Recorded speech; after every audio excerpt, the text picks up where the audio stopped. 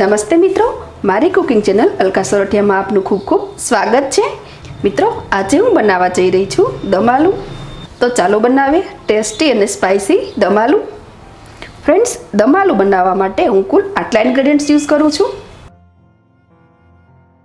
દમ આલુ બનાવવા માટે સૌપ્રથમ આપણે મસાલાને હળવા એવા શેકી લઈએ। તો એક પેનમાં સૌપ્રથમ હું એડ કરું છું 1/4 ટેબલસ્પૂન જીરું, 1/4 ટેબલસ્પૂન ધાણા, એક ટુકડો તજનો, 7-8 મરી તેમજ 2 લવિંગ। સ્ટવની ફ્લેમ સાવ સ્લોએસ્ટ રાખીને આ મસાલાને હળવા એવા જ શેકવાના છે। આ મસાલાની સાથે જ હું એડ કરું છું 2 લાલ મરચાં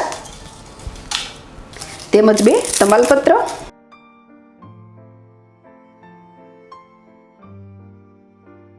અને લાસ્ટમાં હું એડ કરું છું વરિયાળી। દમ આલુમાં આ સૂકા મસાલા એડ કરવાથી ન માત્ર સ્વાદ પરંતુ એક સરસ યુનિક ફ્લેવર પણ આવે છે। તો આપણા મસાલા હળવા એવા શેકાઈ ગયા છે। વરિયાળી નાખ્યા બાદ માત્ર 30 સેકન્ડ જ શેકવાના છે। આ મસાલાને હળવા ઠંડા પડવા દઈએ। ઠંડા પડી ગયા બાદ આ મસાલાને આપણે ક્રશ કરીશું। હવેનું આપણું નેક્સ્ટ સ્ટેપ છે દમ આલુની ગ્રેવી તૈયાર કરવાની। તે માટે મેં એક પેનમાં 1 ટેબલસ્પૂન જેટલું કુકિંગ ઓઇલ ગરમ થવા મૂકી દીધું છે। ઓઇલ ઇનફ ગરમ થાય એટલે સૌપ્રથમ આપણે એડ કરીશું આદુ, મરચાં તેમજ લસણ। ફ્રેન્ડ્સ, મેં સબ્જીને સરસ રેડિશ લુક આપવા માટે લાલ મરચું લીધેલ છે। સાથે જ 1 ઇંચ જેટલું આદુ અને 5 થી 6 કળી લસણ લીધેલ છે। ફ્લેમ મીડિયમ રાખીને આદુ, મરચાં તેમજ લસણને હલકું શેલો ફ્રાય કરવાનું છે।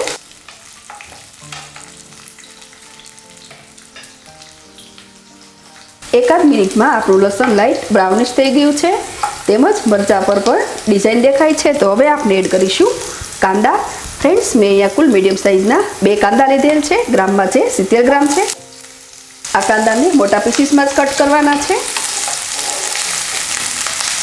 કાંદાને પણ ઓઇલ સાથે હલકા ચડવા દઈએ।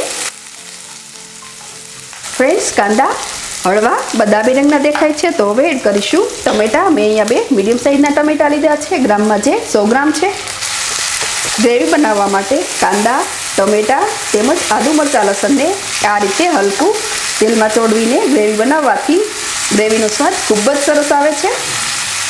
ટમેટાં હળવા એવા સોફ્ટ થાય ત્યાં સુધી આપણે કૂક કરીશું।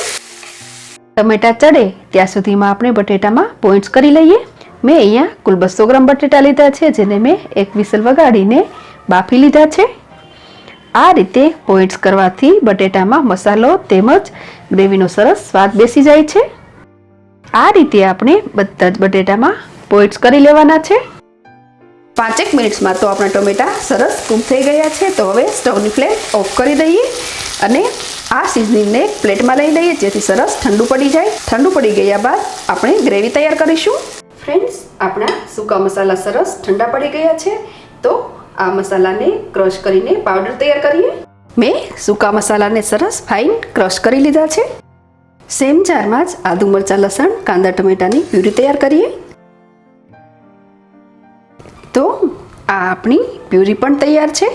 હવે આપણે સિઝનિંગ કરી લઈએ। સિઝનિંગ કરવા માટે મેં સેમ પેનમાં જ 2 ટેબલસ્પૂન જેટલું કુકિંગ ઓઇલ ગરમ થવા મૂકી દીધું છે। ઓઇલ ઇનફ ગરમ થાય એટલે આપણે સૌપ્રથમ એડ કરીશું ચપટી જીરું।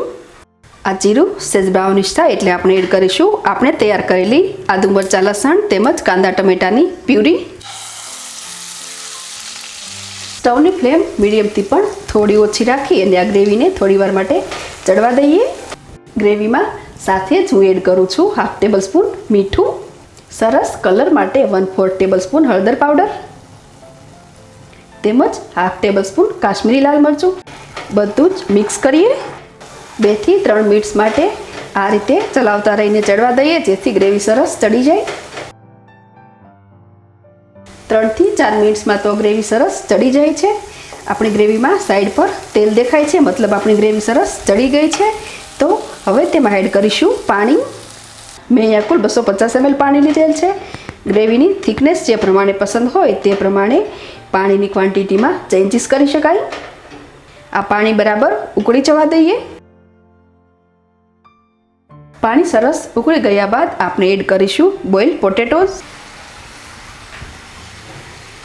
બરાબર મિક્સ કરીએ।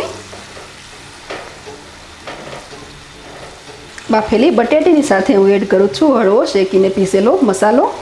સાથે જ લઈએ 1/4 ટેબલસ્પૂન જેટલો કિચન કિંગ મસાલો. બરાબર મિક્સ કરીએ. મસાલો એડ કર્યા બાદ સ્ટવની ફ્લેમ સ્લો સેટ કરી અને લીડ કવર કરીશું. તેમજ 7 થી 8 મિનિટ માટે આ બટેટીને આ રીતે ચડવા દઈશું, જેથી બટેટીની અંદર મસાલા તેમજ સિઝનિંગનો સરસ સ્વાદ બેસી જાય. વચ્ચે વચ્ચે આપણે ચેક કરીશું અને હલાવતા પણ રહીશું. 7 થી 8 મિનિટ જેવો ટાઈમ થઈ ગયો છે, તો આપણે લીડ હટાવીને ચેક કરીએ. ફ્રેન્ડ્સ, એકદમ સરસ સુગંધ આવે છે, તેમજ આપણી ગ્રેવી સરસ કટ થઈ ગઈ છે. ફ્રેન્ડ્સ, આપણા બટેટા પણ સરસ ચડી ગયેલા છે. તો લાસ્ટમાં આપણે એડ કરીશું ધાણા જીરું તેમજ 1/2 ટેબલસ્પૂન જેટલો લીંબુનો રસ. બરાબર મિક્સ કરીએ. હવે સ્ટવની ફ્લેમ ઓફ કરી દઈએ અને સાવ છેલ્લે આપણે એડ કરીશું 1/2 ટેબલસ્પૂન જેટલી કસૂરી મેથી. ફ્રેન્ડ્સ, આ મેથીને આપણે હાથથી આ રીતે સહેજ પ્રેસ કરીને સ્પ્રિંકલ કરીશું. તો મિત્રો, તૈયાર છે આપનું ટેસ્ટફુલ અને સ્પાઇસી એવું દમ આલુ. આ સબ્જીને પરાઠા સાથે ખાવાની ખૂબ જ મજા પડે છે. તમે પણ જરૂર ટ્રાય કરજો. સાથે આપના એક્સપિરિયન્સ મારી સાથે શેર કરજો. સાથે લાઇક, શેર અને સબસ્ક્રાઈબ કરવાનું ભૂલશો નહીં. ફરી મળીશું નવી રેસીપી સાથે. Thanks for watching.